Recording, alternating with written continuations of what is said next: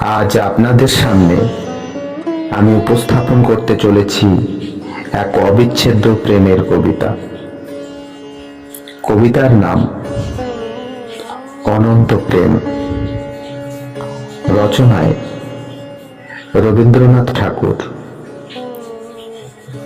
তোমারই যেন ভালোবাসিয়াছি শতরূপে শতবার, জনমে জনমে যুগে যুগে অনিবার।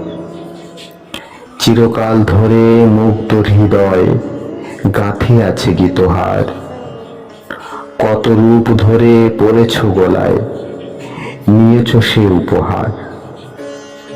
জনমে জনমে যুগে যুগে অনিবার।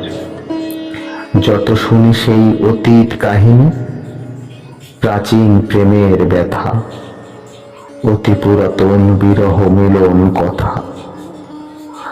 অসীম অতীতে চাহিতে চাহিতে দেখা দেয় অবশেষে, কালের তিমির রজনী ভেদিয়া তোমারই মূরতি এসে। চিরস্মৃতিময়ী ধ্রুব তারকার বেশে আমরা দুজনে ভাসিয়া এসেছি যুগল প্রেমের স্রোতে। অনাদিকালের হৃদয় উৎস হতে আমরা দুজনে করিয়াছি খেলা কোটি প্রেমিকের মাঝে।